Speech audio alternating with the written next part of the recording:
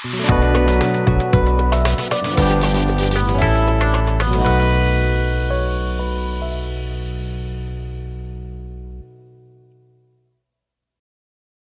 हिंद दोस्तों, विद्यापीठ state pen में आप सभी साथियों का स्वागत है। आइए हम इस वीडियो में कवर करने वाले हैं बिहार पुलिस का जो प्रीवियस ईयर का सेट चल रहा है उसका ही पेपर नंबर 23 होगा। ये आपको 16/12/2020 का लिया हो गया पेपर है। ये जो पेपर है पर्यावरण, वन और जलवायु परिवर्तन विभाग वन रक्षी लिखित परीक्षा का हल प्रश्न है। इसका हर क्वेश्चन का डिस्कशन काफ़ी बेहतरीन तरीके से दिया हुआ है, इसीलिए हम हर क्वेश्चन का हर डिस्कशन पढ़ते हैं, क्योंकि एक क्वेश्चन से आपको 10 से 12 क्वेश्चन जो है अटेम्प्ट हो जाएगा। ठीक है, तो आगामी जो भी एग्जाम होने वाला है बिहार पुलिस का या बिहार दरोगा का, उसमें ये वीडियो काफ़ी ही आपको हेल्पफुल साबित होगा। ठीक है, यदि इसका पीडीएफ चाहिए तो हमारे टेलीग्राम ग्रुप चैनल से जुड़ जाइए, वहाँ पे आप इसका पीडीएफ डाउनलोड कर सकते हैं। चलिए हम आज की क्लास को शुरू करते हैं, लेकिन चैनल पर नए हैं तो प्लीज़ चैनल को सब्सक्राइब करिए। चलिए, पहला क्वेश्चन क्या है, निम्नलिखित में से किसने फ्रेंच ओपन 2020 का महिला एकल का खिताब जीता। तो ये 20 है, लेकिन अभी 25 चल रहा है, तो ये 20 में एग्जाम लिया गया था, इसीलिए 20 का पूछा गया है। आपको क्या करना है, अपडेट वाला यानी 2025 वाला जरूर देखिएगा, क्योंकि जो है 4 ग्रैंड स्लैम होता है, जिसमें फ्रेंच है, ऑस्ट्रेलियन है, उसके बाद आता है यूएस होता है और एक विंबलडन होता है। तो इसका जो डेटा है ये याद कर लीजिएगा। तो उस समय में एगा स्वीटेक जीती थी। फ्रेंच 2020 एवं 22 का महिला एकल का खिताब ईगा स्वीटेक पोलैंड की रहने वाली है, वो जीती थी। ये फ्रेंच ओपन जीतने वाली सबसे कम उम्र की महिला खिलाड़ी है। 4 ग्रैंड स्लैम टूर्नामेंट में Australia open, French open, Wimbledon और यूएसए ओपन जो इसी क्रम में खेली जाती है, जिन्हें मेजर भी कहा जाता है। महत्वपूर्ण टेनिस प्रतियोगिताओं यहाँ पे दे रखा है स्टार में, ऑस्ट्रेलिया ओपन तथा यूएस ओपन दोनों जो है हार्ड कोर्ट पर खेले जाते हैं, जबकि फ्रेंच ओपन जो है ये मिट्टी पे खेला जाता है और विंबलडन जो है ये घास पे। तो ये तीनों पॉइंट याद रखिएगा। हार्ड कोर्ट पे ऑस्ट्रेलिया और यूएस, मिट्टी पे फ्रेंच और विंबलडन घास पे। नेक्स्ट 22 नंबर क्वेश्चन का है, चटगांव शस्त्रागार डकैती की योजना किसने तैयार किया था। तो मास्टर दा यानी सूर्यसेन जी के द्वारा। कह रहे चटगांव शस्त्रागार डकैती की योजना सूर्यसेन ने तैयार की थी। 18 अप्रैल 1930 की रात में चटगांव के 2 शस्त्रागारों को लूटने की योजना इनके द्वारा बनाई गई थी। चटगांव बंगाल के एक बंदरगाह क्षेत्र था। सूर्यसेन को मास्टर दा के नाम से भी जाना जाता है। बंगाल में सूर्यसेन, जो गांधी जी के असहयोग आंदोलन के सक्रिय नेता थे, ने 1928 में अपने दल का नाम इंडियन रिपब्लिक आर्मी रखा था। नेक्स्ट पॉइंट है, 16 फरवरी 1933 को गोयराला गांव के जमींदार साथी नेत्र सेन के घर से थानेदार माखनलाल दीक्षित ने सूर्यसेन को गिरफ्तार कर लिया। अंततः 12 जनवरी 1934 को इन्हें फांसी दे दी गई। चलिए नेक्स्ट 3 नंबर क्वेश्चन का है, भारत का उष्णकटिबंधीय वन शोध संस्था डैश में स्थित है। तो आंसर हो जाएगा जबलपुर में। भारत का उष्णकटिबंधीय वन शोध संस्थान जबलपुर में स्थित है। इस संस्था की स्थापना 1973 ईस्वी में की गई थी। भारतीय उष्णकटिबंधीय मौसम विज्ञान संस्था पुणे में स्थित है। केंद्रीय यूनानी चिकित्सा अनुसंधान संस्था हैदराबाद में स्थित है। सलीम अली पक्षी विज्ञान तथा प्राकृतिक इतिहास केंद्र शैकोन कोयम्बटूर तमिलनाडु में स्थित है। भारतीय वन जीव अनुसंधान संस्थान देहरादून में स्थित है। भारतीय वन अनुसंधान संस्थान देहरादून में स्थित है। भारतीय वन प्रबंधन संस्थान भोपाल में स्थित है। कोयम्बटूर को दक्षिण भारत का मैनचेस्टर कहा जाता है। कानपुर को उत्तर भारत का मैनचेस्टर कहा जाता है। भारत का मैनचेस्टर अहमदाबाद को कहा जाता है। तो ये तीनों क्वेश्चन बहुत इंपॉर्टेंट है, इसको याद रखिएगा।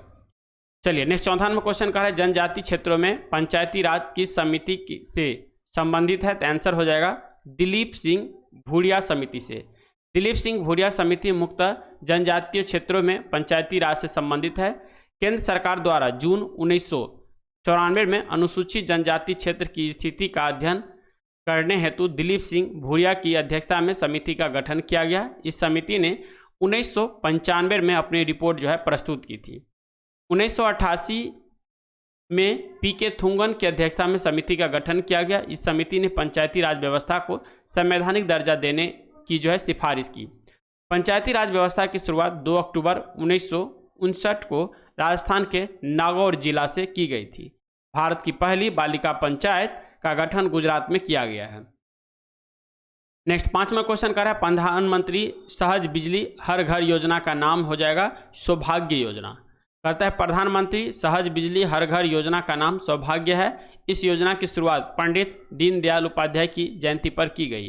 अब जो आपको प्रीवियस जो हम 22 नंबर सेट डाले हैं उसके थीम के ऊपर जो क्वेश्चन था, ये यहाँ पे हम क्वेश्चन का सोल्यूशन देख लेते हैं। क्वेश्चन ऑफ डे यानी पहला इसका कह रहा है झांसी के पास देवगढ़ का मंदिर और इलाहाबाद के पास गढ़वा में मंदिर की मूर्तियां किसका महत्वपूर्ण अवशेष है? तो आंसर हो जाएगा गुप्त काल का। इसका व्याख्या देख लीजिए। झांसी के पास देवगढ़ का मंदिर और इलाहाबाद के पास गढ़वा के मंदिर में मूर्तियों जो है गुप्त कला के महत्वपूर्ण अवशेष है। नागर शैली शिखर को विकसित करते हुए गुप्त कला ने भारतीय वास्तुकला के इतिहास की शुरुआत की। शिखर मंदिर एक वैश्विक प्रतीक मंदिर वास्तुकला की सबसे विशिष्ट विशेषता में से एक है। इस अवधि के दौरान अपना पूर्ण विकास प्राप्त किया। मंदिर की जो है वास्तुकला इसके गर्भगृह मंदिर कक्ष के साथ जिसमें भगवान की छवि रखी गई थी गुप्तों के साथ शुरू हुई।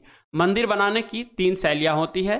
एक जो होता है उत्तर में, एक होता है बीच में और एक होता है दक्षिण में। तो उत्तर में जो शैली हो जाएगा उसे हम बोलेंगे नागर शैली। बीच में जो बनेगा उसे हम बोलते हैं बेसर शैली। और दक्षिण में जो बनता है मूर्ति उसको बोलते हैं हम दरवीर शैली। ठीक है, तो ये 3 शैली है मंदिर बनाने का, इसको भी याद रखिएगा। अब देख लेते हैं योजना और शुरुआत। कह रहा है प्रधानमंत्री सहज बिजली हर घर योजना जिसे सौभाग्य कहा गया 25 सितंबर 2017 को। प्रधानमंत्री जनधन योजना 28 अगस्त 2014 को। बेटी बचाओ बेटी पढ़ाओ योजना 22 जनवरी 2015 को। प्रधानमंत्री आवास योजना 25 जून 2015 को। सेतु भारतम परियोजना 4 मार्च 2016 को। पीएम किसान सम्मान निधि योजना 24 फरवरी 2019 को।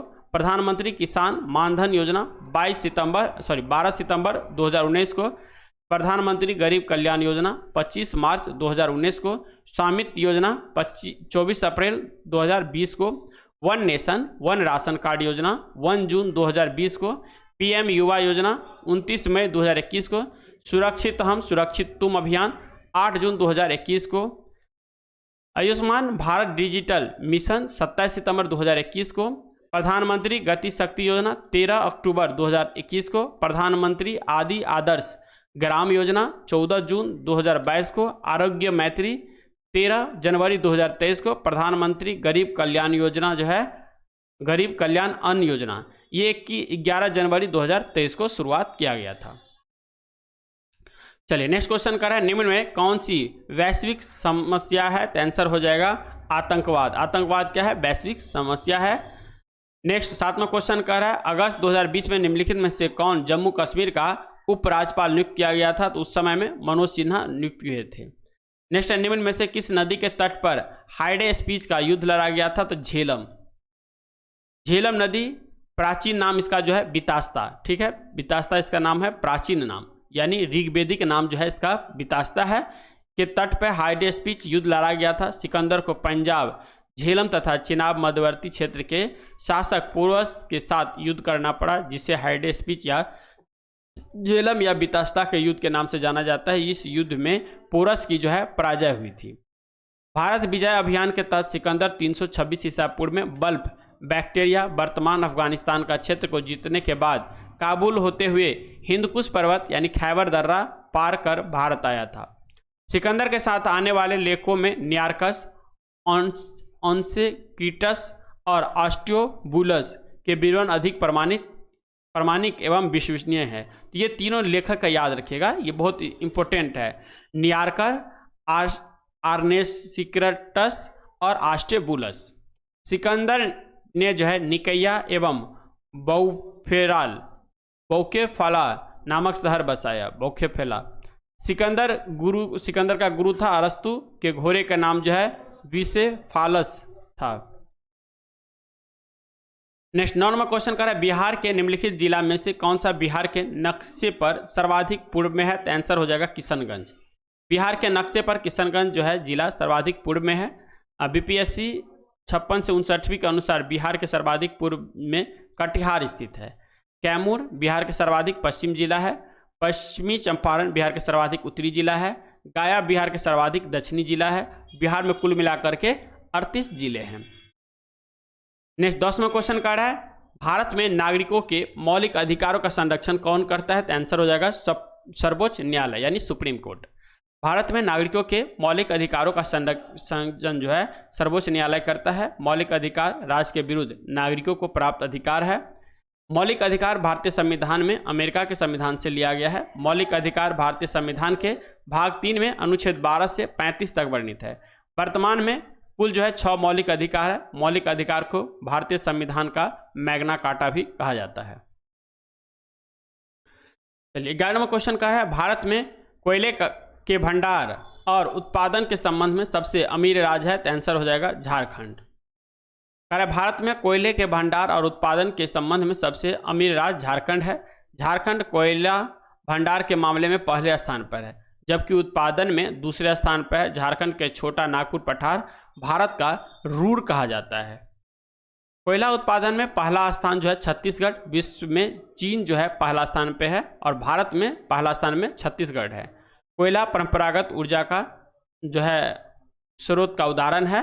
कोयले 4 प्रकार के होते हैं। पीट कोयला, इसमें कार्बन का अंश 40% से कम पाया जाता है। इसमें नमी की मात्रा सर्वाधिक होती है, यानी सबसे घटिया कोयला हो गया। उसके बाद आता है लिग्नाइट कोयला। यह एक निम्न गुणवत्ता का भूरे रंग का कोयला होता है, इसीलिए इसे भूरा कोयला के नाम से भी जाना जाता है। इसमें कार्बन का मात्रा 40 से 55% तक होती है। लिग्नाइट कोयला के भंडार एवं उत्पादन में तमिलनाडु का प्रथम स्थान है। नवेली जो है तमिलनाडु लिग्नाइट कोयला के लिए प्रसिद्ध है। उसके बाद आता है बिटुमिनस कोयला। यह एक मध्यम श्रेणी के कोयला लिग्नाइट से उन्नत श्रेणी का कोयला है। यह भारत में पाए जाने वाला अधिकतर कोयला कुल भंडार का लगभग 80% इसी श्रेणी का है, जो कि गैर कोकिंग प्रकार का है। इसमें कार्बन की मात्रा लगभग 55 से 80% तक पाई जाती है। गोंडवाना काल का कोयला बिटुमिनस प्रकार का है और सबसे जो उत्तम श्रेणी होता है वो होता है एंथ्रेसाइट कोयला। यह कोयला निर्माण के विकास के क्रम में सर्वोच्च किस्म श्रेणी का कोयला है तथा इसमें जो है कार्बन की मात्रा लगभग 80 से 95% पाई जाती है। भारत में इस प्रकार का कोयला जम्मू कश्मीर के रियासी क्षेत्र में पाया जाता है। इसको एक तरह से याद रख सकते हैं, एबी लिपि,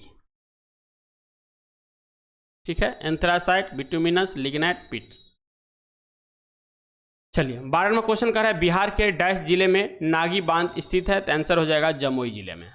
बिहार के जमुई जिले में नागी बांध स्थित है। 15 से 17 जनवरी 2021 के बीच बिहार के जमुई जिले के नागी नकटी पक्षी अभ्यारण्य में बिहार का पहला राज्य स्तरीय पक्षी महोत्सव कलवर शुरू हुआ था। बिहार के अन्य पक्षी अभ्यारण्य में गौतम बुद्ध पक्षी अभ्यारण्य गया में है। कांवर झील पक्षी अभ्यारण्य बेगूसराय में है। कुशेश्वर स्थान पक्षी जीव अभ्यारण्य जो है ये दरभंगा में है। भारतीय पक्षी विज्ञान और प्राकृतिकवादी सलीम अली को बर्डमैन ऑफ इंडिया कहा जाता है। सलीम अली राष्ट्रीय पक्षी उद्यान जम्मू कश्मीर श्रीनगर में स्थित है। देश के सबसे बड़ा रबर डैम गया बिहार में बनाया गया है। चलिए 13वां क्वेश्चन का है, भारतीय संविधान का कौन सा भाग संविधान की आत्मा कहलाता है? तो उद्देशिका यानी प्रस्तावना। उद्देशिका को भारतीय संविधान की आत्मा कहा जाता है। संविधान के अनुच्छेद 32 संवैधानिक उपचार का अधिकार को डॉक्टर भीमराव अंबेडकर ने जो है संविधान की आत्मा कहा है। भारतीय संविधान के प्रस्तावना को उद्देशिका कहा जाता है। 22 जनवरी 1947 को संविधान सभा ने उद्देश्य प्रस्ताव को पारित किया था। N.A. पालकीवाला ने प्रस्तावना को संवैधानिक का परिचय पत्र कहकर संबोधित किया है। प्रस्तावना अमेरिका के संविधान से लिया गया है, लेकिन प्रस्तावना की भाषा की बात आएगा तब आएगा ऑस्ट्रेलिया के संविधान से। नेक्स्ट 14वां क्वेश्चन कर रहा है, ग्रामीण महिलाओं के बीच बचत को बढ़ावा देने का निम्न में से कौन सी योजना का उद्देश्य है? तो आंसर हो जाएगा महिला समृद्धि योजना। ग्रामीण महिलाओं के बीच बचत को बढ़ावा देना महिलाओं समृद्धि योजना का उद्देश्य है। महिला समृद्धि योजना का शुभारंभ जो है 2 अक्टूबर 1993 को जो है किया गया था। महिला सशक्तिकरण योजना का शुभारंभ 1998 में किया गया। इसका उद्देश्य जो है महिलाओं और लड़कियों की शिक्षा तक आसान और समान पहुंच सुनिश्चित करना है। नेक्स्ट है जवाहर रोजगार योजना की शुरुआत 1 अप्रैल 1989 में किया गया था। राष्ट्रीय महिला कोष जो महिला और बाल विकास मंत्रालय के अंतर्गत आता है वर्ष 1993 में शुरुआत की गई थी। नेक्स्ट 15वां क्वेश्चन कह रहा है, कौन सा कानून कार्य क्षेत्र में महिलाओं के आर्थिक हितों की रक्षा करता है? तो आंसर हो जाएगा समान परिश्रमिक अधिनियम 1976। कह रहा है समान परिश्रमक अधिनियम 1976 कार्यक्षेत्र में महिलाओं के आर्थिक हितों का रक्षा करता है। इस अधिनियम का कार्यान्वयन 2 स्तरों पर किया जाता है। पहला आता है केंद्रीय क्षेत्र, यानी केंद्रीय क्षेत्र में समान परिश्रमिक अधिनियम को लागू करने का कार्य मुख्य श्रम आयुक्त का होता है। और दूसरा है राज्य क्षेत्र। राज्य में इस अधिनियम के कार्यान्वयन का कार्य जो है वो राज्य सरकार करती है। फिर आता है विशेष ब्याह अधिनियम, ये 1872 में आया था। इस अधिनियम के तहत किसी भी विषय या विषम परिस्थिति में शादी या विवाह करने का इजाज़त देता है। फिर आता है दहेज प्रतिषेध अधिनियम 1961। इस अधिनियम के अनुसार दहेज लेने, देने या इसके लेन देन में सहयोग करने पर 5 वर्ष कैद और 15,000 रुपये के जुर्माना का प्रावधान है। फिर आता है कुटुम्बकम न्यायालय अधिनियम 1984। इस अधिनियम के तहत परिवार न्यायालय की स्थापना की गई। इसका उद्देश्य पारिवारिक कलह तथा विवाह व अन्य पारिवारिक मामलों या विवादों का त्वरित निपटारा सुनिश्चित करना है। नेक्स्ट 16 नंबर क्वेश्चन का है 2020 में जारी किए गए हरित पथ मोबाइल ऐप का उद्देश्य क्या है? तो उसका उद्देश्य था राष्ट्रीय राजमार्ग पर वृक्षारोपण का निरीक्षण। 2020 में जारी किए गए हरित पथ मोबाइल ऐप का उद्देश्य था राष्ट्रीय राजमार्गों पर जब वृक्षारोपण का निरीक्षण करना। यह ऐप पथ परिवहन एवं राजमार्ग मंत्रालय द्वारा लॉन्च किया गया था। नेक्स्ट 17वां क्वेश्चन का है निम्नलिखित में से किस सेलिब्रिटी को यूनिसेफ के बाल अधिकार अभियान के सेलिब्रिटी अधिवक्ता के रूप में 2020 में नियुक्त किया गया था? तो उस समय किया गया था आयुष्मान खुराना को। नेक्स्ट 18वां क्वेश्चन का है मीर कासिम ने अपनी राजधानी मुर्शिदाबाद से कहाँ स्थानांतरित किया था? तो मुंगेर स्थापना किया था। यहाँ पे इसका आंसर ए हो जाएगा। कह रहा है मीर कासिम ने अपना राजधानी मुर्शिदाबाद से मुंगेर स्थानांतरण की थी। बंगाल के नवाब मीर जाफर को अंग्रेजों ने 1760 ईस्वी में हटाकर उसके दामाद मीर कासिम को बंगाल का नवाब बनाया। मीर कासिम ने अपनी राजधानी को मुर्शिदाबाद से मुंगेर यानी मुगदलपुर स्थानांतरण किया था। मीर कासिम ने मुंगेर में तोप व बंदूक कारखाना स्थापित किया और सेना का जो है पुनर्गठन किया। 22 अक्टूबर 1764 को बंगाल के युद्ध में बंगाल के अपदस्थ नवाब मीर कासिम, अवध के नवाब सिराजुद्दौला तथा मुगल बादशाह शाह आलम द्वितीय की संयुक्त सेना और अंग्रेज सेना के नेतृत्व जो करता था वो था हेक्टर मुनरो से सामना हुआ। इसमें जो है अंग्रेज विजय हुए। फिर आता है मुर्शिद कुली खान ने अपनी राजधानी ढाका से मुर्शिदाबाद भागीरथी नदी के तट पर स्थानांतरित किया। बंगाल की राजधानी क्रमशः ढाका, मुर्शिदाबाद और मुंगेर तीनों हुआ था। नेक्स्ट क्वेश्चन है निम्न में से किस राज्य में भारत के गुज्जर एवं बकरवाल जनजाति निवास करती है? तो आंसर हो जाएगा जम्मू कश्मीर में। गुज्जर बकरवाल जनजाति जम्मू कश्मीर में निवास करती है। सीपी, चौपान, गद्दी आदि जनजाति भी जम्मू कश्मीर में निवास करती है। अब जनजाति देखिए, उत्तर प्रदेश में है जौनसारी, थारू, गोंड, सहरिया, खरवार, बुक्सा, परती आदि। गुजरात में है भील, बरदा, कोली, डबड़ा, खारी, चारण, रथवा आदि। राजस्थान में है मीना, भील, कोकन, गरसिया, खारी, पटेलिया, सहरिया आदि। भील भारत की सबसे बड़ी जनजाति है। यह मुक्त राजस्थान, आंध्र प्रदेश, मध्य प्रदेश, छत्तीसगढ़, गुजरात, महाराष्ट्र, कर्नाटक, त्रिपुरा राज्य में पाई जाती है। गोंड भारत की दूसरी सबसे बड़ी जनजाति है। 20वां क्वेश्चन का है वन स्टॉप सेंटर योजना जानी जाती है? तो आंसर हो जाएगा सखी केंद्र के रूप में। नेक्स्ट है भारत के राष्ट्रपति पर महाभियोग चलाने की प्रक्रिया किस अनुच्छेद के तहत की जा सकती है? तो अनुच्छेद हो जाएगा 61 के तहत। भारत के राष्ट्रपति महाभियोग चलाने की प्रक्रिया अनुच्छेद 61 के तहत की जा सकती है। भारतीय संविधान के अनुच्छेद 61 में इस बात का प्रावधान किया गया है कि राष्ट्रपति द्वारा संविधान का अतिक्रमण करने पर संसद को यह शक्ति है कि वह महाभियोग की प्रक्रिया द्वारा राष्ट्रपति को हटाया जाता है। इसे इंग्लिश में इम्पीचमेंट कहा जाता है। महाभियोग संबंधी आरोप संसद के किसी भी सदन में लाया जा सकता है, लेकिन शर्त सिर्फ इतनी होगी कि ऐसा करने के लिए 14 दिन पूर्व राष्ट्रपति को नोटिस देना होता है एवं यह नोटिस सदन के कुल सदस्यों के कम से कम 1/4 सदस्यों द्वारा हस्ताक्षरित होना चाहिए। फिर आता है अनुच्छेद 74। राष्ट्रपति को सलाह देने के लिए एक मंत्री परिषद होगा जिसमें मुखिया, प्रधान मंत्री होंगे। राष्ट्रपति मंत्री परिषद के परामर्श के अनुसार कार्य करेगा। अनुच्छेद 123 में राष्ट्रपति को अध्यादेश जारी करने का जो है शक्ति प्राप्त है। फिर आता अनुच्छेद 361। अनुच्छेद 361 में राष्ट्रपति या राज्यपाल या किसी राज्य का प्रमुख अपने जो है कार्यकाल की शक्तियां और कर्तव्यों के पालन और उसके द्वारा किए जाने वाले किसी भी कार्य के लिए किसी न्यायालय में जो है जवाबदेह नहीं होगा। फिर क्वेश्चन है प्रथम 11 प्राकृतिक संख्याओं का माध्य क्या होगा, तो इसका आंसर हो जाएगा 6। इसका n+1/2 कर दीजिएगा तब निकल जाएगा। फिर मैथ का क्वेश्चन है, कह रहा है P × Q का मतलब Q P का पति है, P + Q का मतलब Q P का भाई है, P भागा Q का मतलब P Q का पिता है, P - Q का मतलब P जो है Q की माता है। तब निम्नलिखित में से कौन सा व्यंजक AD की नानी दादी को व्यक्त करता है, तो आंसर हो जाएगा इसका B।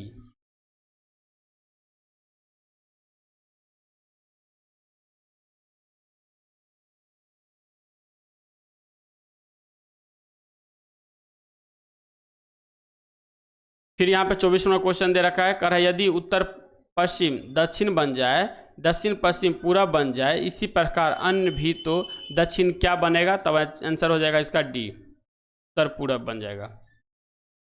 यहाँ पर देखिए दे रखा है फिगर में, यहाँ पे ये फिगर दे रखा है, इस फिगर को देख लीजिएगा आप लोग। इसका जो है PDF हम डाल दिए हैं। चलिए नेक्स्ट क्वेश्चन है, एक दिन में घड़ी की सुइयां आपस में कितनी बार मिलती है, तो आंसर हो जाएगा 22 बार मिलती है। फिर है 27, 24, 21 डैश का कौन सा पद प्रथम ऋणात्मक पद है, तो आंसर हो जाएगा इसका -3।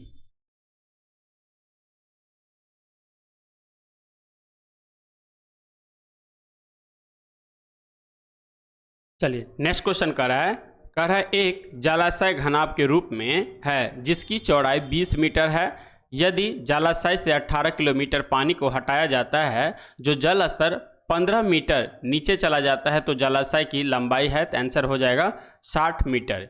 यहाँ पे दे रखा है आयतन बराबर होता है लंबाई गुने चौड़ाई गुने ऊंचाई, और एल यहाँ पे लंबाई निकालना है और आयतन यहाँ पे दे रखा है और चौड़ाई और लंबाई ऊंचाई दे रखा है, तो इसका लंबाई निकल जाएगा 60 मीटर। कह रहा है 40 विद्यार्थी की एक पंक्ति में श्याम का बाईं ओर से 13वां स्थान है तथा नीना का दाईं ओर से 9वां स्थान है। श्याम और निखा के बीच में कितने विद्यार्थी हैं? यदि निखा नीना के बाईं ओर चतुर्थ स्थान पे है, तो आंसर हो जाएगा 14वां स्थान है। नेक्स्ट 29वां क्वेश्चन कह रहा है संख्या श्रृंखला को पूरा कीजिए। 5 तो 5 10 10 फिर यहाँ पे बढ़ते जाएगा, तो यहाँ पे इसका आंसर हो जाएगा D 65। नेक्स्ट क्वेश्चन है √4x + 9 + √4x - 9 बराबर 5 + √7, तो x का मान निकालिए, तो यहाँ पर जो है 4 निकल जाएगा। रीजनिंग का क्वेश्चन दे रखा है, ये चित्र आपको बताना है, यानी इससे अगला चित्र कौन सा बनेगा, तो ये A नंबर का चित्र बनेगा। नेक्स्ट 32वां क्वेश्चन कह रहा है भारत की जनगणना 2011 के अंतिम जनसंख्या योग PCA के अनुसार निम्न में से किस राज्य या केंद्र शासित क्षेत्र में लिंगानुपात सबसे कम था, तो आंसर हो जाएगा दमन और दीप में।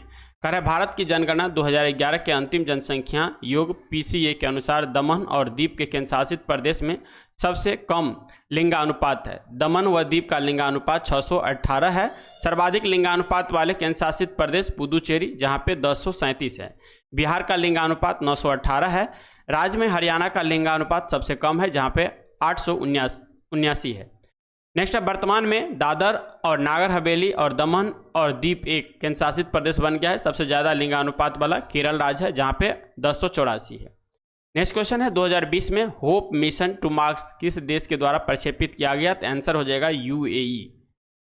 2020 में होप मिशन 2 मार्क्स UAE के द्वारा प्रक्षेपित किया गया था। सऊदी अरब की पहली महिला अंतरिक्ष यात्री रेयाना बरनावी, ये याद रखिए, ये क्वेश्चन जो है इंपॉर्टेंट क्वेश्चन है, ये हमेशा पूछा जाएगा। अरब जगत का पहला चंद्र रोवर जो है उषा राशिद रोवर को संयुक्त अरब अमीरात द्वारा SpaceX फाल्कन 9 रॉकेट से लॉन्च किया गया। UAE नाभिकीय संयंत्र स्थापित करने वाला जो है पहला अरब देश है। नेक्स्ट 34वां क्वेश्चन कर रहा है आयुर्वेद के महान विद्वान चरक किस राजवंश के शासनकाल से संबंधित थे, तो ये थे कुषाण वंश से संबंधित। कह रहा है आयुर्वेद के महान विद्वान चरक कुषाण वंश के शासन काल से जो है संबंधित थे। नेक्स्ट पॉइंट है चरक ग्रंथ जो है इसका चरक संहिता कुषाण राजवंश के प्रसिद्ध शासक कनिष्क के दरबार में रहते थे। गुप्त वंश से संबंधित धन्वंतरी को चिकित्सा जगत का जनक कहा जाता है। प्रसिद्ध चिकित्सक जीवक बिंबिसार के दरबार में रहते थे। सुश्रुत संहिता का संबंध शाल चिकित्सा और प्रसूति की व्यवहारिक समस्याओं से है। नेक्स्ट है, श्रुति को शाल चिकित्सा का जनक कहा जाता है। योग की उत्पत्ति भारत में हुई थी और योग को महर्षि पतंजलि द्वारा लगभग 150 ईस्वी पूर्व में जब प्रतिपादित किया गया था। ये पुष्यमित शुंग के दरबार में रहते थे। नेक्स्ट पॉइंट है, होम्योपैथी की खोज एक जर्मन चिकित्सक डॉक्टर हेनी मेन ने किया था। इस चिकित्सा प्रणाली को 1810 से 1839 के आसपास भारत में आरंभ किया गया था। चलिए नेक्स्ट क्वेश्चन है, आत्मीय सभा की स्थापना किसने किया था? तो राजा राम मोहन राय के द्वारा। आत्मीय सभा की स्थापना राजा राम मोहन राय ने की थी। यह सभा जो है 1815 अन्य स्रोतों से 1814 में कलकत्ता में स्थापित किया गया था। सती प्रथा के विरुद्ध उन्होंने प्रभावी जनमत तैयार कर आंदोलन चलाया। इसके परिणाम स्वरूप लॉर्ड विलियम बेंटिक ने जो है 1829 में क्रूर प्रथा को जो है गैर कानूनी घोषित कर दिया। 20 अगस्त 1828 ईस्वी को राजा राम मोहन राय ने ब्रह्म समाज की स्थापना की। इंग्लैंड के ब्रिस्टल में सितंबर 1833 में इसका देहांत हो गया और वहीं पर उसका जो है वहीं पर उसका जो है अंतिम कार्य जो किया गया था। राजा राम मोहन राय को भारतीय पुनर्जागरण का पिता कहा जाता है। राजा राम मोहन राय को राजा की उपाधि अकबर द्वितीय ने दिया था। जब अकबर द्वितीय ने ब्रिटेन इसको भेजा था इसका जो है स्कॉलरशिप बढ़ाने के लिए, उस समय में उसको राजा की उपाधि दिया गया था। नेक्स्ट है, ज्योतिबा फूले ने 25 सितंबर 1873 ईस्वी को मुंबई में सत्यशोधक समाज की स्थापना की थी। स्वामी विवेकानंद ने अपने गुरु रामकृष्ण परमहंस की स्मृति में 1 मई 1897 ईस्वी को रामकृष्ण मिशन की स्थापना जो है कोलकाता में किया था। नेक्स्ट पॉइंट है, स्वामी दयानंद सरस्वती ने 10 अप्रैल 1875 ईस्वी को बंबई में आर्य समाज की स्थापना की। दयानंद सरस्वती सर्वप्रथम स्वराज शब्द का जो है प्रयोग किया था। नेक्स्ट 36वां क्वेश्चन कर रहा है, महात्मा गांधी राष्ट्रीय ग्रामीण रोजगार गारंटी योजना अधिनियम मनरेगा के तहत कितने दिन का रोजगार प्रदान किया जाता है? तो आंसर हो जाएगा 100 दिन का। महात्मा गांधी राष्ट्रीय ग्रामीण रोजगार गारंटी अधिनियम मनरेगा के तहत 100 दिन का रोजगार प्रदान किया जाता है। राष्ट्रीय ग्रामीण रोजगार गारंटी अधिनियम के रूप में इसकी शुरुआत जो है 2 फरवरी 2006 को आंध्र प्रदेश के बंदावली जिले के अनंतपुर गांव से की गई, जबकि यह जो है अधिनियम संसद द्वारा सितंबर 2005 में पारित हो गया था। नेक्स्ट पॉइंट है, इसके नीति निर्माता जया ट्रेज बेल्जियम के अर्थशास्त्री हैं। याद रखिएगा, इस नीति का जो निर्माता है उसका नाम है जया द्रेज। नेक्स्ट पॉइंट है, 2 अक्टूबर 2009 को इसका नाम बदलकर महात्मा गांधी राष्ट्रीय ग्रामीण रोजगार गारंटी अधिनियम यानी मनरेगा कर दिया गया। 100 दिनों के रोजगार, सूखा प्रभावित क्षेत्र और जनजातीय क्षेत्र में 150 दिन का रोजगार की गारंटी प्रदान करता है। इस योजना का क्रियान्वयन ग्राम पंचायत द्वारा किया जाता है। इस कानून में यह प्रावधान है कि लाभार्थियों में कम से कम 33% महिला होनी चाहिए। संपूर्ण ग्रामीण रोजगार योजना तथा काम के बदले अनाज योजना का विलय इस योजना में कर दिया गया। नेक्स्ट 37वां क्वेश्चन है, निम्नलिखित में से भारत का कौन सा राज्य एनीमिया मुक्त भारत सूचकांक 2020 में शीर्ष पर था? तो आंसर हो जाएगा हरियाणा। हरियाणा राज्य एनीमिया मुक्त सूचकांक 2020 में शीर्ष पर था। एनीमिया रोग रक्त की कमी से होने वाला रोग है। भारत सरकार के आगामी लक्ष्य में कालाजार को पूरी तरह समाप्त करने का लक्ष्य 2023 रखा गया था। भारत को टीबी मुक्त देश जो है बनाने का लक्ष्य 2025 रखा गया था। HIV या एड्स को खत्म करने एवं मलेरिया को उन्मूलन के लिए जो है 2030 रखा गया। नेक्स्ट क्वेश्चन 38 में कह रहा है, राज्यसभा के पास लोकसभा के बराबर अधिकार हैं? तो आंसर हो जाएगा संविधान के संशोधन में। राज्यसभा के पास संविधान के संशोधन करने के मामले में लोकसभा के बराबर अधिकार है। संसदीय शासन व्यवस्था के अंतर्गत केंद्र में द्विसदनीय व्यवस्था को अपनाया गया, जिसमें जो है 2 सदन राज्यसभा और लोकसभा हैं।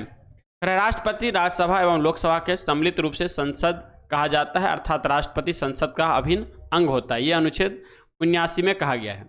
संविधान का संशोधन करने की संसद की यह शक्ति और उसके लिए प्रक्रिया का वर्णन अनुच्छेद 368 में किया गया है। नेक्स्ट है, संविधान संशोधन की प्रक्रिया का प्रावधान दक्षिण अफ्रीका से लिया गया है। नेक्स्ट 39वां क्वेश्चन है ब्रिटिश ईस्ट इंडिया कंपनी की स्थापना कब हुई? तो आंसर हो जाएगा 1600 ईस्वी में। ब्रिटिश ईस्ट इंडिया कंपनी की स्थापना 31 दिसंबर 1600 ईस्वी को हुई थी। यूरोपीय कंपनी और स्थापना, पुर्तगाल ईस्ट इंडिया कंपनी 1498 में, अंग्रेजी ईस्ट इंडिया कंपनी 1600 में, डच ईस्ट इंडिया कंपनी 1602 में, डेनिश ईस्ट इंडिया कंपनी 1616 में, फ्रांसीसी ईस्ट इंडिया कंपनी 1664 में, स्वीडिश ईस्ट इंडिया कंपनी 1731 में। भारत में यूरोपीय कंपनी का प्रथम फैक्ट्री देख लीजिए तो पुर्तगाल के द्वारा कोचिंग में 1503 में, डच के द्वारा मछलीपट्टनम में 1602 में, अंग्रेजी के द्वारा जो है मछलीपट्टनम में 1611 में, डेनिश के द्वारा ट्रावनकोर में 1620 में और फ्रांसीसी के द्वारा सूरत में 1668 में। भारत आने वाला पहला अंग्रेजी जहाज जो था उसका नाम था रेड ड्रैगन। चलिए 40वां क्वेश्चन कर है टोबा झील स्थित है? तो आंसर हो जाएगा सुमात्रा। सुमात्रा इंडोनेशिया में है, यानी सुमात्रा में स्थित है। टोबा झील सुमात्रा द्वीप पर स्थित है। यह इंडोनेशिया की सबसे बड़ी झील है। बीवा झील जापान की महत्वपूर्ण झील है। यह होन्शु द्वीप पर स्थित है। जापान की सबसे बड़ी नदी जो है शिनानो। सुपीरियर झील कनाडा और संयुक्त राज्य के सीमा पर स्थित है। सू झील सुपीरियर झील को हुरन झील से जोड़ती है। विक्टोरिया झील विश्व की मीठे पानी की दूसरी सबसे बड़ी झील है। प्रथम स्थान पे सुपीरियर झील है। फिर आता है लोपनूर झील, चीन के तारिम बेसिन में स्थित खारे पानी की झील है। बैकाल झील रूस विश्व की सबसे गहरी झील है। विश्व की सर्वाधिक खारे पानी वाला झील वान झील है। यह तुर्की में स्थित है। भारत व चीन के मध्य वास्तविक नियंत्रण रेखा LAC पेंगांग झील से गुजरती है। फिर आता है कैस्पियन सागर एशिया, यानी एशिया और यूरोप महाद्वीप के विभाजन होने के साथ विश्व की सबसे बड़ी झील है कैस्पियन सागर, लेकिन यह है खारे पानी का झील। नेक्स्ट 41वां क्वेश्चन है दो अपक्षतापूर्ण सिक्कों को एक साथ उछाला जाता है तो कम से कम एक चित आने की जो है प्रोबेबिलिटी या प्रायिकता क्या होगा? तो आंसर हो जाएगा 3/4। आज मंगलवार है तो 79 दिन के बाद क्या होगा? तो आंसर हो जाएगा इसका C, यानी शुक्रवार हो जाएगा। 43वां क्वेश्चन है सर्वश्रेष्ठ एवं सबसे आवश्यक विकल्प का चयन उत्तर के रूप में कीजिए। एक पेड़ में हमेशा होते हैं, तो आंसर हो जाएगा जड़ें होते हैं। जड़ होगा तभी पेड़ बनेगा। नेक्स्ट 44वां क्वेश्चन है A द्वारा किसी काम को करने की गति B से आधी है। यदि A तथा B किसी काम को मिलाकर जो है 18 दिन में पूरा कर सकते हैं तो A अकेला उस काम को कितना दिन में कर सकेगा? तो आंसर हो जाएगा इसका 54। चलिए नेक्स्ट 45वां क्वेश्चन है, कह रहा है जो 52 पत्तों की एक अच्छी तरह फेंटी हुई ताश की गड्डी से एक पत्ता निकाला जाता है। चित्र वाले ताश के पत्ते को प्राप्त करने की प्रायोरिटी क्या होगा? तो आंसर हो जाएगा 3/13। फिर रीजनिंग का क्वेश्चन है B2CD dash BCD4 B5CD B6D। तो आंसर इसका नेक्स्ट हो जाएगा BC3D। लग रहा है 2020 से पहले मैथ का क्वेश्चन बहुत ज़्यादा आता था, मैथ और रीजनिंग का, इसीलिए इसमें देखिएगा मैथ और रीजनिंग का क्वेश्चन का स्तर ज़्यादा है। लेकिन अब ये पैटर्न चेंज हो गया है। अब आप लोग को थोड़ा ज़्यादा GK GS पे ध्यान देना है, उसमें भी करंट अफेयर और हिस्ट्री पे ध्यान दीजिएगा, ठीक है। ये दोनों खास यदि आप बना लेते हैं तो लगभग 30% क्वेश्चन आपको यहाँ से देखने को मिलेगा, ठीक है। फिर उसके बाद मैथ से वही 8-9 क्वेश्चन आता है, उससे ज़्यादा नहीं आता है। एक व्यक्ति के पास यात्रा में दैनिक व्यय के लिए 360 रुपये हैं। यदि वह अपनी यात्रा 4 दिन बढ़ाता है तो उसे अपने दैनिक व्यय में 3 रुपये की कटौती करनी पड़ती है, तब उसके यात्रा की वास्तविक अवधि क्या होगा? तो आंसर हो जाएगा 20 दिन का। इसका PDF हम टेलीग्राम पे डाल दिए हैं, तो वहाँ से आप लोग इसको जरूर देख लीजिएगा, इसका डिस्कशन।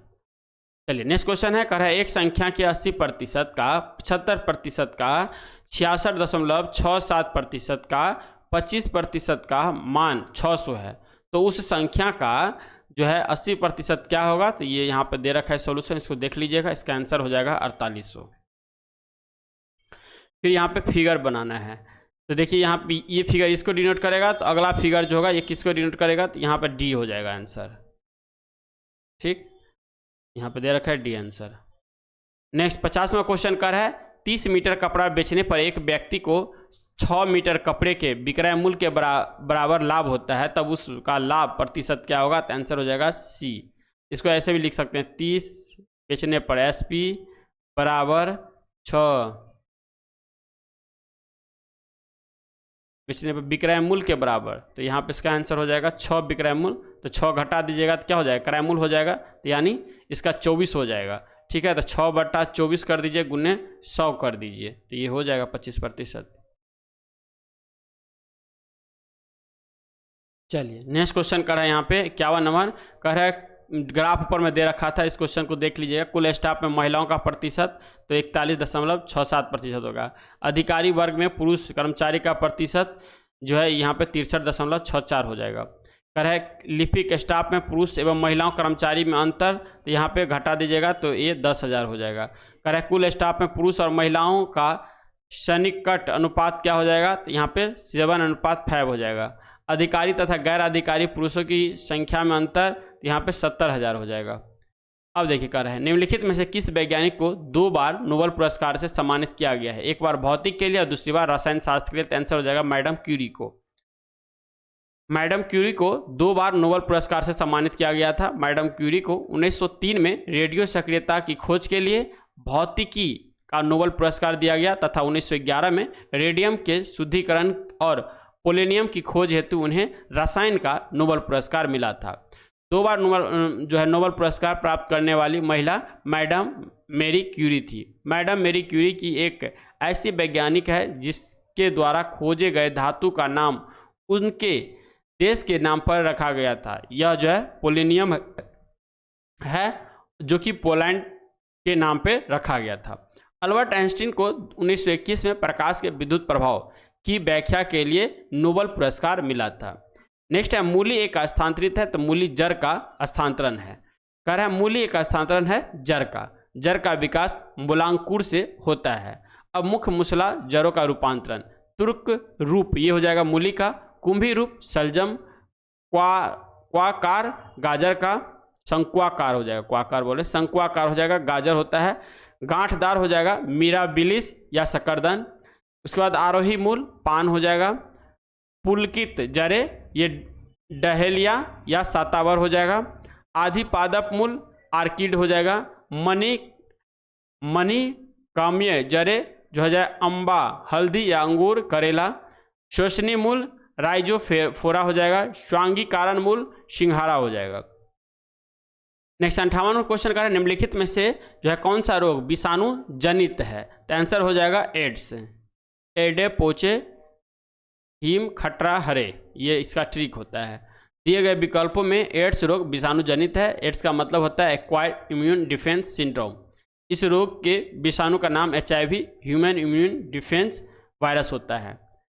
उपचार जो होता है जो है सुरामीन, साइक्लोस्पोरिन, रिबाविरिन, अल्फा इंटरफेरॉन, एजिटोथाइमिडीन दवाओं का प्रयोग किया जाता है।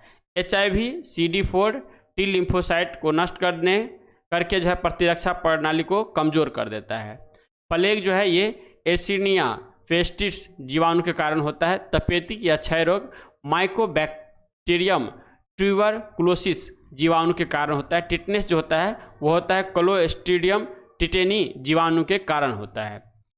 चलिए नेक्स्ट क्वेश्चन है निम्न जंतुओं में कौन सा जंतु एक पारितंत्र में एक समय में एक से अधिक पोषक स्तरों में प्रवेश कर सकता है, तो आंसर हो जाएगा गोरैया।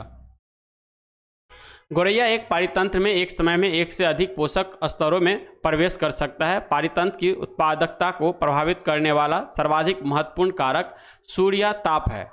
सूर्यताप में कमी पारितंत्र की उत्पादकता और जैव विविधता दोनों के लिए जो है कमी लाती है। यही कारण है कि निम्न अक्षांशों की ओर जाने पर समानतः पारितंत्र की उत्पादकता एवं जैव विविधता में कमी आती है। नेक्स्ट पॉइंट है किसी भी प्राकृतिक समुदाय में पाए जाने वाला जीवधारियों का क्रम जिसके माध्यम से ऊर्जा का हस्तांतरण होता है आहार श्रृंखला कहलाता है। आहार श्रृंखला का क्रम निश्चित होता है, जैसे कि जंगल पारितंत्र में आहार श्रृंखला घास को खाएगा हिरन, हिरन को खाएगा सियार और सियार को खाएगा बाघ, पेड़ को खाएगा खरगोश, खरगोश को लोमड़ी और लोमड़ी को शेर। ये आहार श्रृंखला है। जब जीव जंतु के बीच खाने का कोई निश्चित क्रम न हो तो उसे आहार जाल कहते हैं। आहार जाल का क्रम अनिश्चित होता है। प्रत्येक निम्न पोषण स्तर से ऊपर के पोषण स्तर पर केवल 10% ऊर्जा प्रभावित होती है। इसे लिंडमान के ऊर्जा हस्तांतरण का 10% का नियम भी कहते हैं। नेक्स्ट पॉइंट है, आहार श्रृंखला में जितना अधिक खाद्य जाल होता है वह उतना ही अधिक अस्थायी होता है। पारितंत्र में कार्बनिक पदार्थ के पुनर्चक्रण हेतु वियोजक महत्वपूर्ण होते हैं। नेक्स्ट 60वां क्वेश्चन का है, निम्न में से कौन सा गैर पारंपरिक ऊर्जा स्रोत है? तो आंसर हो जाएगा वायु।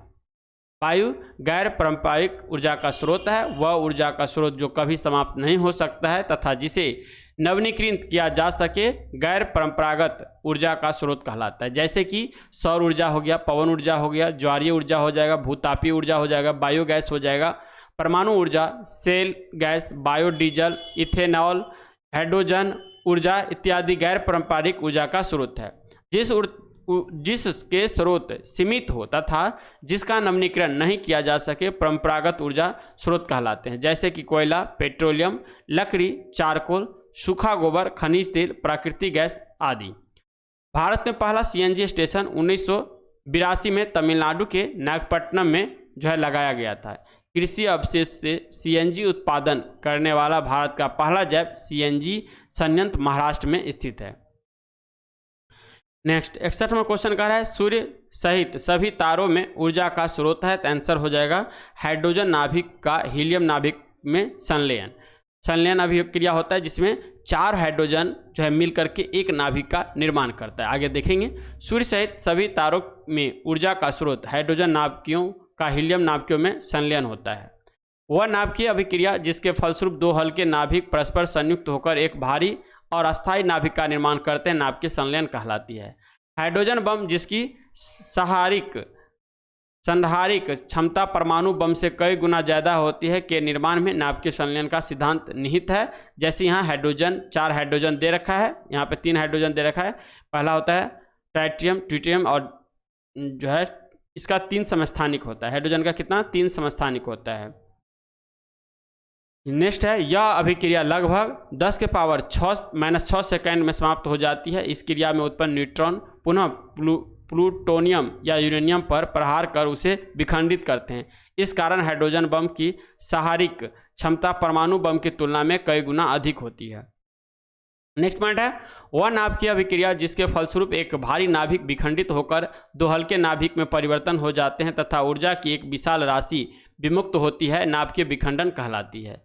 नेक्स्ट पॉइंट है, 1939 ईस्वी में जर्मन वैज्ञानिक ऑटो हान और स्ट्रासमैन ने बताया कि जो यूरेनियम 235 इसे यूरेनियम 235 पढ़ सकते हैं कि नाभिक पर मंद वेग वाले न्यूट्रॉन से प्रहार करने पर यूरेनियम का नाभिक टूटकर Ba यानी बोरॉन और कर्न में जो है बदल जाता है। इस प्रक्रिया में 3 अन्य न्यूट्रॉन भी उत्पन्न होते हैं तथा ऊर्जा की एक विशाल राशि विमुक्त होती है। नेक्स्ट है, नाभिकीय विखंडन प्रक्रिया में नाभिक के द्रव्यमान की कुछ क्षति होती है। द्रव्यमान की यह क्षति आइंस्टीन के समीकरण E = mc² के अनुसार ऊर्जा में परिवर्तन हो जाती है। नाभिकीय संलयन प्रक्रिया में द्रव्यमान की सदैव क्षति होती है जो आइंस्टीन समीकरण E = mc² के अनुसार ऊर्जा में परिवर्तित हो जाती है। परमाणु बम नाभिकीय विखंडन के सिद्धांत पर जो है कार्य करता है। चलिए नेक्स्ट 62वां क्वेश्चन करें, निम्नलिखित में से कौन से 3R पर्यावरण रक्षा से जुड़े हैं? तो आंसर हो जाएगा इसका ए, रिड्यूस, रीयूज और रिसाइकिल। यानी रिड्यूस, रीयूज और रिसाइकिल ये 3R पर्यावरण रक्षा से जुड़े हुए हैं। स्टॉकहोम सम्मेलन वर्ष 1972 की 20वीं वर्षगांठ के उपलक्ष्य में पृथ्वी शिखर सम्मेलन वर्ष 1992 में रियो डी जेनेरियो ब्राजील में संपन्न हुआ। यह संयुक्त राष्ट्र का पर्यावरण एवं विकास का जो है सम्मेलन था। चलिए नेक्स्ट पॉइंट कह रहा है, ये कह रहा है रियो पृथ्वी शिखर सम्मेलन 1992 की मुख्य उपलब्धि जो था ये एजेंडा 21 समझौता है। कह रहा है एजेंडा 21 पारिस्थितिकी विनाश तथा आर्थिक असमानता को समाप्त करने पर बल देता है। विश्व पर्यावरण दिवस 5 जून को मनाया जाता है। नेक्स्ट क्वेश्चन है, किस क्षेत्र में योगदान के लिए ग्रेगर जॉन मेंडल जाने जाते हैं? तो आंसर हो जाएगा अनुवांशिकी। अनुवांशिकी के क्षेत्र में योगदान हेतु ग्रेगर जॉन मेंडल को जाना जाता है। मेंडल को अनुवांशिकी का जनक कहा जाता है। इन्होंने अपने प्रयोग हेतु मटर का जो पौधा है उसको चुना था। मेंडल के नियम पहला जो है वो है प्रभाविकता का नियम है, दूसरा है पृथक्करण का नियम। इस नियम को युग्मकों की शुद्धता का नियम भी कहते हैं। तीसरा है स्वतंत्र अपव्यूहन का नियम। नेक्स्ट पॉइंट है जीवधारी के जो लक्षण प्रत्यक्ष रूप से दिखाई पड़ते हैं उसे फिनोटाइप कहते हैं। जीवधारी के अनुवांशिकी संगठन को उसका जीनोटाइप कहते हैं, जो कि कारको जीन का बना होता है।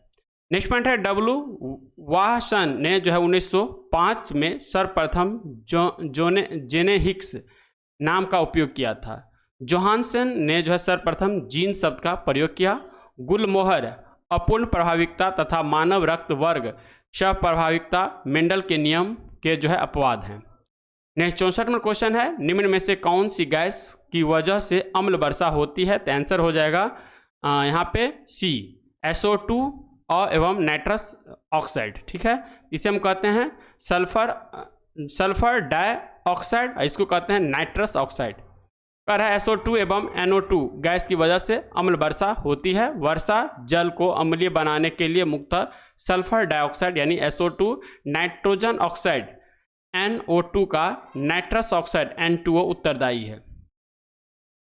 नेक्स्ट पॉइंट है वायुमंडल में उपस्थित कार्बन डाइऑक्साइड द्वारा जल से की गई अभिक्रिया के फलस्वरूप उत्पन्न H+ आयन के कारण वर्षा जल का जो है pH सामान्यतः 5.6 होती है, लेकिन जब वर्षा जल की pH 5.6 से कम हो जाती है तो उसे अम्ल वर्षा कहते हैं। अम्ल वर्षा से जो है सर्वाधिक क्षतिग्रस्त देश नॉर्वे एवं कनाडा है। अंतर्राष्ट्रीय अम्ल वर्षा सूचना केंद्र नॉर्वे की राजधानी ओस्लो में स्थापित किया गया है। सल्फर डाइऑक्साइड वायु प्रदूषण की द्वितीय सर्वाधिक महत्वपूर्ण प्रदूषण है। नेक्स्ट पॉइंट है यातायात तथा सघन स्थानों पर उत्पन्न तीक्ष्ण लाल धूम नाइट्रोजन ऑक्साइड के कारण होती है। नेक्स्ट 65वां क्वेश्चन है व्यावसायिक तौर पर अमोनिया बनाई जाती है, तो आंसर हो जाएगा इसका हैबर विधि के द्वारा। है व्यावसायिक तौर पर जो हैबर विधि से अमोनिया बनाई जाती है। हैबर विधि के अनुसार यह शुद्ध नाइट्रोजन और हाइड्रोजन के 1:3 अनुपात के मिश्रण को गर्म किया जाता है तो अमोनिया बनती है। सोडियम हाइड्रोक्साइड का निर्माण कास्टनर कैलनर विधि एवं सोडियम कार्बोनेट का निर्माण साल्वे विधि के द्वारा किया जाता है। प्रमुख उत्प्रेरक देखते हैं और उत्प्रेरक जिसमें एक तरफ उद्योग है दूसरा उत्प्रेरक है। जैसे कि अमोनिया गैस बनाने की हैबर विधि में लोहे का चूर्ण जो होता है वो उत्प्रेरक के रूप में काम करता है। वनस्पति तेल से कृत्रिम घी बनाने के लिए निकेल का यूज होता है। सल्फ्यूरिक अम्ल बनाने की संपर्क विधि में प्लेटिनियम चूर्ण का प्रयोग होता है। सल्फ्यूरिक अम्ल बनाने की सीसा कक्ष विधि में नाइट्रोजन के ऑक्साइड का प्रयोग किया जाता है। एल्कोहल से ईथर बनाने की विधि में गर्म एल्यूमिना का प्रयोग किया जाता है। क्लोरीन गैस बनाने के डिकन विधि में जो है क्यूप्रिक क्लोराइड का प्रयोग किया जाता है। नेक्स्ट 66वां क्वेश्चन है आलू का कंद एक रूपांतरित है, तो आंसर हो जाएगा तना का। आलू का कंद जो है ये रूपांतरित जो होता है वो तना का है। तना का विकास परोहन से होता है, इसमें नोड और इंटरनोड पाया जाता है। हल्दी अदरक आदि प्रकंद का जो है रूपांतरण है। प्याज सलकंद बल्ब का उदाहरण है। धनकंद जो है ये जमीन कंद अरबी का उदाहरण है। तना जो पत्ती का रूप धारण कर लेते हैं उसे कैक्टस कहते हैं, जैसे कि नागफनी। तना जो कांटे का रूप धारण कर लेते हैं उसमें नींबू बबूल गुलाब बैर इत्यादि आता है। तना जो परतान का रूप धारण कर लेता है जैसे कि कद्दू खीरा नेनुआ इत्यादि होगा। नेक्स्ट 67वां क्वेश्चन कर रहा है निम्नलिखित में से कौन सा अम्लीय माध्यम से पोटासियम आयोडाइड से जो है आयोडीन को शीघ्रता से मुक्त करेगी, तो आंसर हो जाएगा नाइट्रेट। कर है पोटासियम आयोडाइड से आयोडीन अम्लीय माध्यम से शीघ्रता से नाइट्रेट आयन मुक्त करता है। सामान्य नमक को आयोडाइज्ड बनाने के लिए जो है KI का प्रयोग किया जाता है। आयोडीन बैंगनी ठोस है। नेक्स्ट है यह एक रंगीन हैलोजन है। यह जो है 17वें वर्ग का तत्व है। आयोडीन का उपयोग टीचर आयोडीन बनाने के लिए किया जाता है। यह एंटीसेप्टिक की भांति कार्य करता है। आयोडीन प्लस इथाइल एल्कोहल जब मिलेगा तब बनेगा टीचर आयोडीन। 68वां क्वेश्चन कह रहा है ग्रीन हाउस प्रभाव निम्न में से किसके संबंधित है? तो आंसर हो जाएगा ग्लोबल वार्मिंग से। ग्रीन हाउस प्रभाव जो है ग्लोबल वार्मिंग से संबंधित है। सूर्य से सौर्य विकिरण लघु तरंगों के रूप में पृथ्वी तक पहुंचती है और पार्थिव विकिरण दीर्घ तरंगें के रूप में पृथ्वी से परावर्तित होती है। इस दोनों में संतुलन के कारण पृथ्वी पर औसत तापमान एक समान रहता है, परंतु जब वायुमंडल में उपस्थित ग्रीन हाउस गैस पार्थिव विकिरण के परावर्तन को अवरोधित करती है तो पृथ्वी का वातावरण गर्म हो जाता है। इसी क्रिया को ग्रीन हाउस प्रभाव कहते हैं। चलिए नेक्स्ट पॉइंट कर रहा है ग्रीन हाउस प्रभाव के कारण पृथ्वी के वातावरण का तापमान बढ़ने की घटना ग्लोबल वार्मिंग कहलाती है। जलवाष्प, carbon dioxide, methane, ozone, nitrous oxide एवं nitrogen trifluoride green house gas है। नेक्स्ट पॉइंट है ग्रीन हाउस गैसों का नियमित संतुलन पृथ्वी पर जीवन के अस्तित्व के लिए आवश्यक है। ग्रीन हाउस प्रभाव शब्द का प्रयोग सर्वप्रथम जोसेफ फोरियर ने किया था। ग्रीन हाउस गैसों के उत्सर्जन में कटौती करके जो है भूमंडलीय तापमान को कम करने के लिए वर्ष 1997 ईस्वी में क्योटो प्रोटोकॉल पर सहमति बनी तथा 16 फरवरी 2005 ईस्वी को इसे लागू किया गया। नेक्स्ट क्वेश्चन है पानी का घनत्व किस तापमान पर सर्वाधिक होता है? तो आंसर हो जाएगा 4 डिग्री सेल्सियस पे। पानी का घनत्व जो है 4 डिग्री सेल्सियस पर तापमान पर सर्वाधिक होता है। घनत्व बराबर होता है द्रव्यमान बटा आयतन। से स्पष्ट है कि घनत्व और आयतन आपस में व्युत्क्रमानुपाती होते हैं। तो यही यहाँ पर ग्राफ दे रखा है इसका व्युत्क्रमानुपाती का। कह रहा है 0 डिग्री सेल्सियस से जल का ताप जो है क्रमशः बढ़ने पर और अधिक H बॉन्ड यानी हाइड्रोजन बॉन्ड टूटने लगते हैं, जिससे क्या है जल के और अधिक अणु परस्पर निकट आते हैं, अतः जल का आयतन घटने एवं घनत्व बढ़ने लगता है। नेक्स्ट पॉइंट है 4 डिग्री यानी 4 डिग्री सेल्सियस पर जल का आयतन न्यूनतम होता है। 4 डिग्री सेल्सियस से अधिक ताप पर जल का घनत्व कम होता जाता है।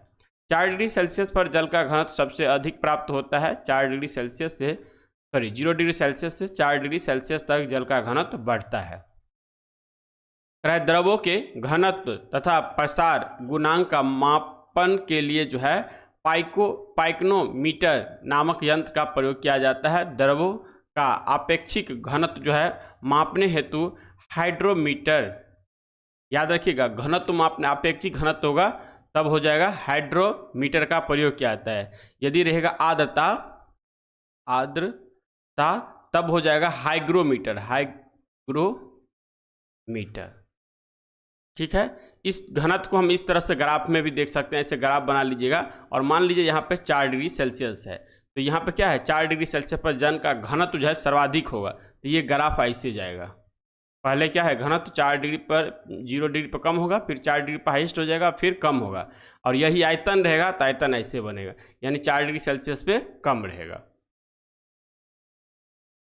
चलिए 17वां क्वेश्चन कर रहा है विश्व स्वास्थ्य संगठन के मुताबिक पेयजल में फ्लोराइड की कितनी मात्रा जायज है? तो आंसर हो जाएगा 1.5 ppm। विश्व स्वास्थ्य संगठन के मुताबिक पेयजल में 1.5 ppm को जो है पार्ट्स पर मिलियन फ्लोराइड की मात्रा जायज है। पेयजल में जो है फ्लोराइड की मात्रा 1.5 ppm से ज़्यादा होने पर जो है दंत क्षय और अस्थि अपंगता संबंधी बीमारी हो सकती है। नेक्स्ट पॉइंट है पहाड़ी प्रदेशों में जल में फ्लोराइड की मात्रा अधिक होता है। WHO की स्थापना 1948 ईस्वी में हुई थी। इसका मुख्यालय जेनेवा स्विट्जरलैंड में है। नेक्स्ट 71वां क्वेश्चन है एस्पिरिन का रासायनिक नाम क्या है? तो एस्पिरिन का रासायनिक नाम है एसिटिलीन सैलिसिलिक अम्ल। कह रहा है एस्पिरिन का रासायनिक नाम जो है एसिटिलीन सैलिसिलिक अम्ल है। यह एक ज्वारनाश तथा पीड़ा नाशक होता है। एस्पिरिन का सूत्र जो होता है C9H8O4 होता है। इसका IUPAC नाम जो है 2-एक्सटॉक्सी बेंजोइक एसिड होता है, यानी बेंजोइक ग्रुप का है ये। पर एस्पिरिन की अधिक मात्रा लेने पर आमाशय व आंत में जो है रक्तस्राव तथा छाले जैसे दुष्प्रभाव की संभावनाएं होती है। नेक्स्ट 72वां क्वेश्चन कह रहा है कार्बोलिक अम्ल है, तो आंसर हो जाएगा C6H5OH। C6H5OH कार्बोलिक अम्ल है। फिर यहाँ पे दे रखा है C6H5OH फिनॉल एक एरोमेटिक कार्बनिक यौगिक है। इसका IUPAC नाम जो है वेंजीनॉल है। CH3COOH एसिटिक एसिड का रासायनिक सूत्र है। C6H5COOH बेंजोइक एसिड का रासायनिक नाम है। फॉर्मिक एसिड चींटी के डंक में पाया जाता है, इसका सूत्र जो होता है HCOOH। नेक्स्ट 73वां क्वेश्चन कर है विश्व ओजोन दिवस कब मनाया जाता है? तो ये 16 सितंबर को मनाया जाता है।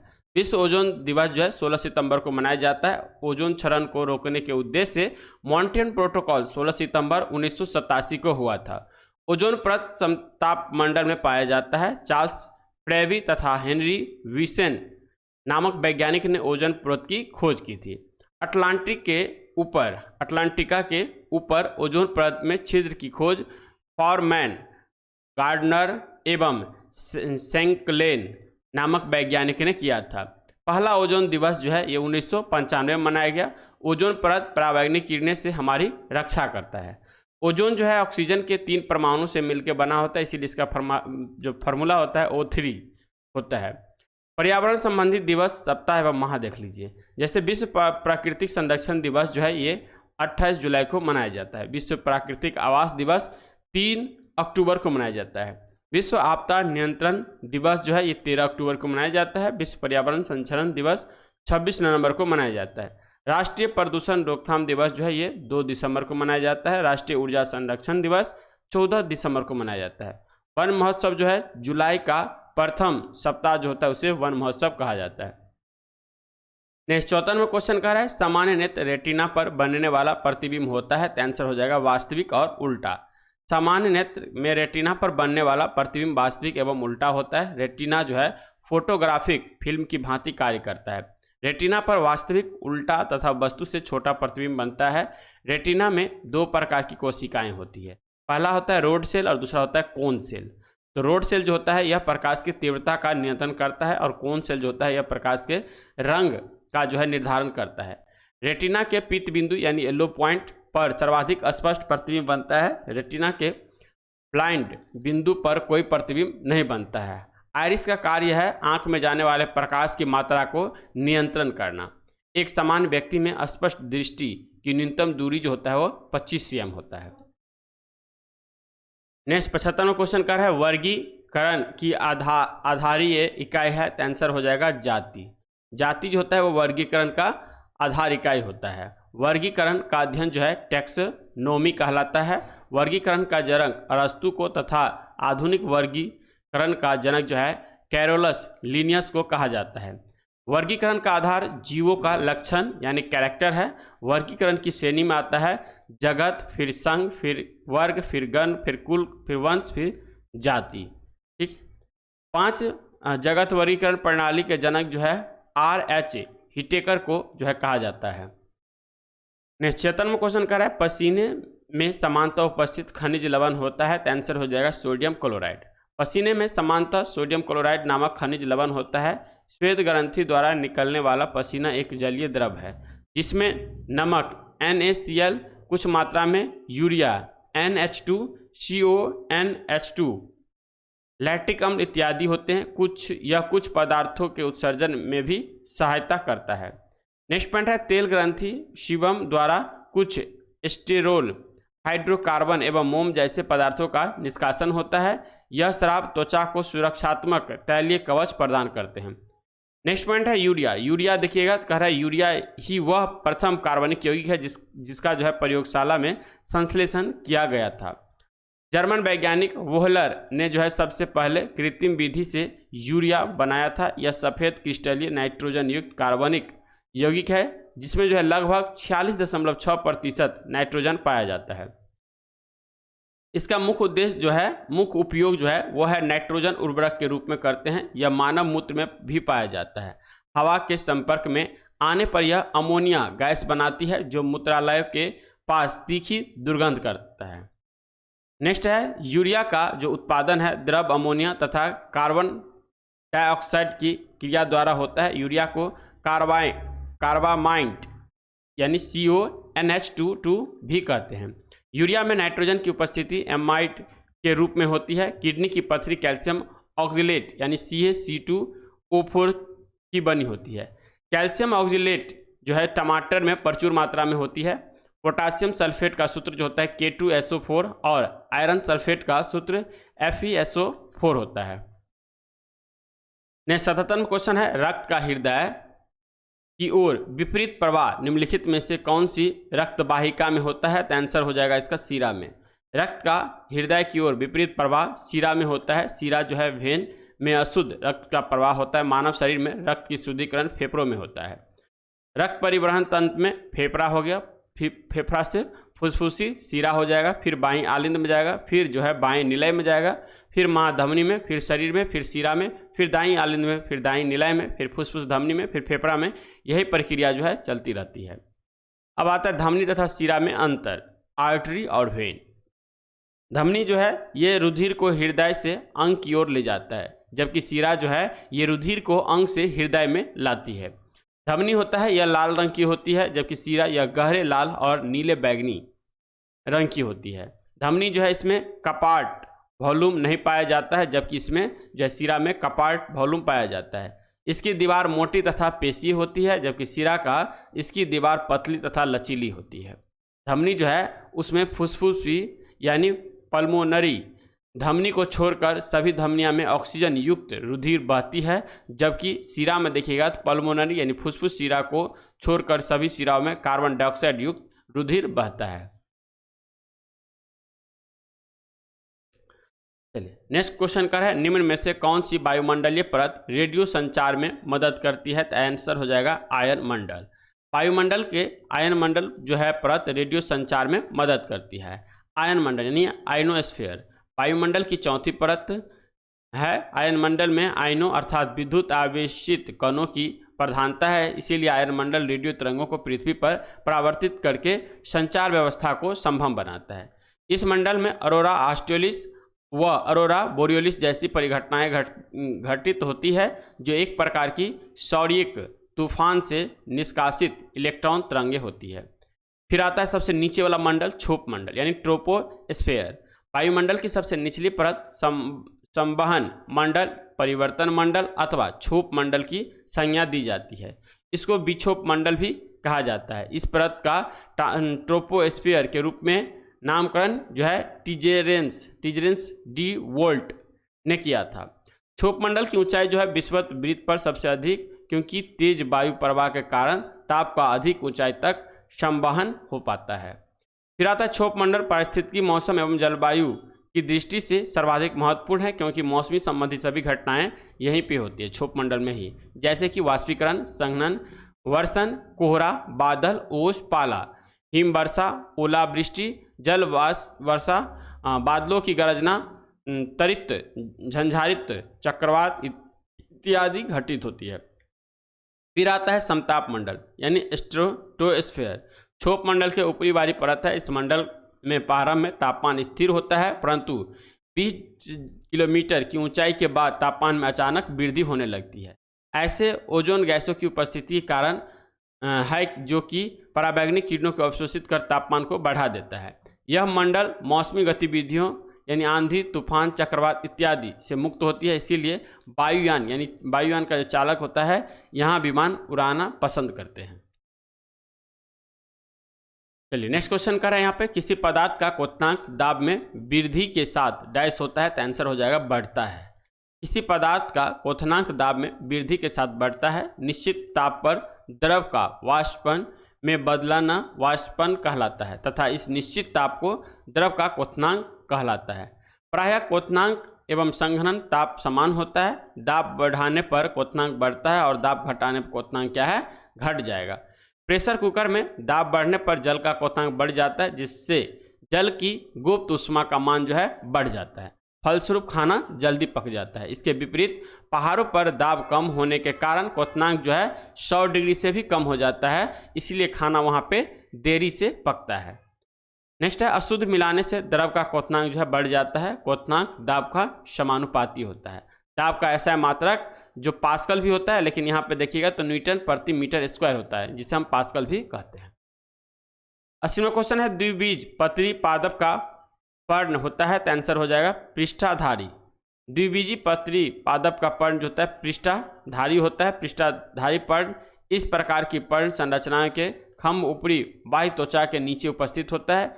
इन पंक्तियों की ऊपरी सतह पर जो है प्रकाश की मात्रा अधिक उपलब्ध होती है और निचली सतह पर प्रकाश कम पड़ता है। नेक्स्ट पॉइंट है, पत्तियों की दोनों सतहों पर प्राप्त प्रकाश की मात्रा असमान होने के कारण यहाँ पत्तियां अनेक प्रकार के अनुकूलन लक्षण दिखाती है।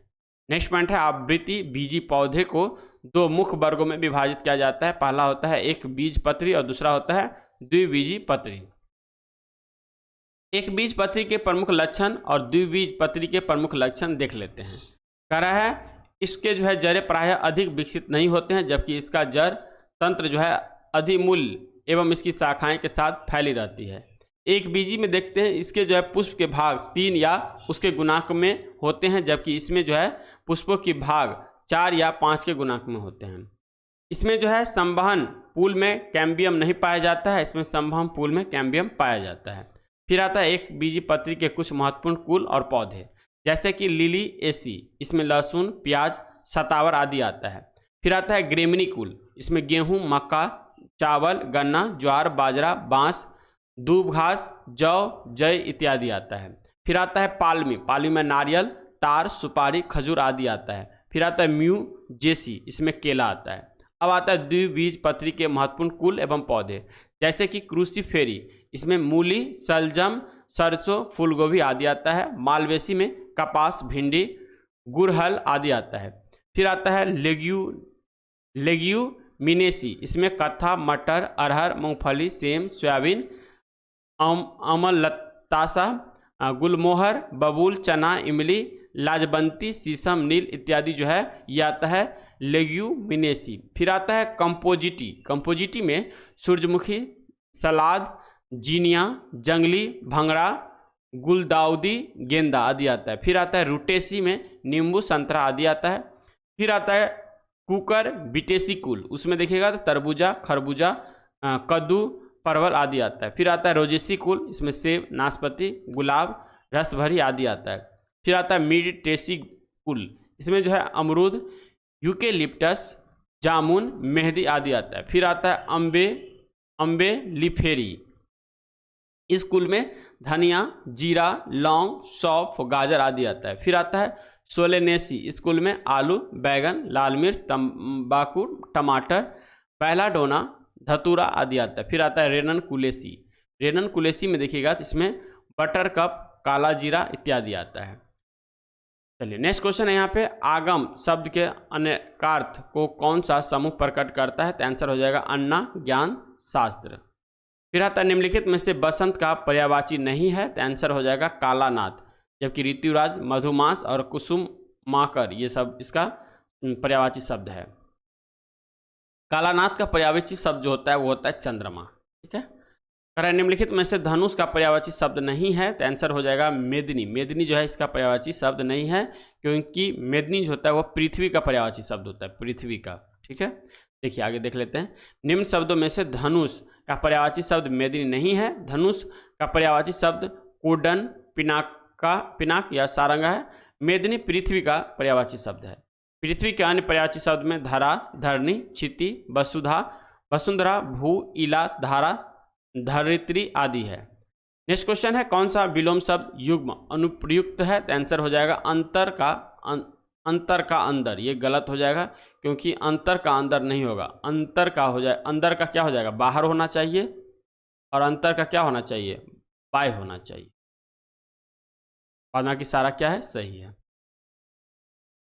नेक्स्ट 85वां क्वेश्चन कर रहा है, निम्नलिखित में से अमित शब्द का विलोम क्या होगा? तो अमित का हो जाएगा परिमित।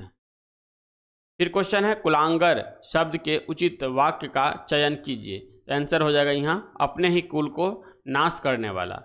कुलांगर शब्द का अर्थ होता है अपने ही कुल का नाश करने वाला व्यक्ति। कुलांगर शब्द विलोम कुलदीप का है। कुलांगर कुल पर जो है कलंक लगाने वाला व्यक्ति हो गया। कुलदीप शब्द का अर्थ होता है वह पुत्र जो परिवार की प्रतिष्ठा या यश को बढ़ाता है। नेक्स्ट है, निम्नलिखित में से शुद्ध शब्द का चयन कीजिए। तो आंसर हो जाएगा वैमनस्य। वैमनस्य शब्द का अर्थ होता है मन मुटाव, रजनीश, वैर, घृणा। नेक्स्ट है, निम्नलिखित में से वर्तनी की दृष्टि से सही शब्द है। तो आंसर हो जाएगा परिणति। नेक्स्ट है निम्नलिखित में से नाव का पर्यायवाची शब्द नहीं है, तो आंसर हो जाएगा तारंग। नौका है, जलयान है, तारणी है, जबकि तारंग नहीं है। नौका, जलयान, तारणी आदि शब्द जो है नौ का पर्यायवाची शब्द है। नौ का अन्य पर्यायवाची शब्द में नैया, नौका, तरी, पोत, बेड़ा, जलपात्र, जलयान आदि है। तारंग का अर्थ जो होता है वो होता है तालाब। नेक्स्ट है निम्नलिखित में से वर्तनी की दृष्टि से सही शब्द होगा, तो आंसर हो जाएगा वयस्क। निम्नलिखित में से व्यक्ति का विलोम होगा, तो आंसर हो जाएगा लुप्त। नेक्स्ट है गौरव शब्द का विलोम हो जाएगा, तो हो जाएगा लाघव। गौरव का विलोम हो जाएगा लाघव। लघु का विलोम होगा गुरु, ज्येष्ठ दीर्घ, और चेत का विलोम होगा जर, वीर का विलोम होगा कायर। निम्नलिखित में से संकर शब्द है, तो आंसर हो जाएगा रेलगाड़ी। निम्न विकल्पों में रेलगाड़ी जो है संकर शब्द है। संकर शब्द ऐसे शब्द जो हिंदी और किसी अन्य भाषा के शब्द को मिलाकर बनाया गया हो, जैसे रेलगाड़ी में रेल अंग्रेजी शब्द है और गाड़ी हिंदी शब्द है। नेक्स्ट 94 क्वेश्चन करें किस समूह के सभी शब्द देवता के पर्यायवाची हैं, तो आंसर हो जाएगा देव, सूर, अमर।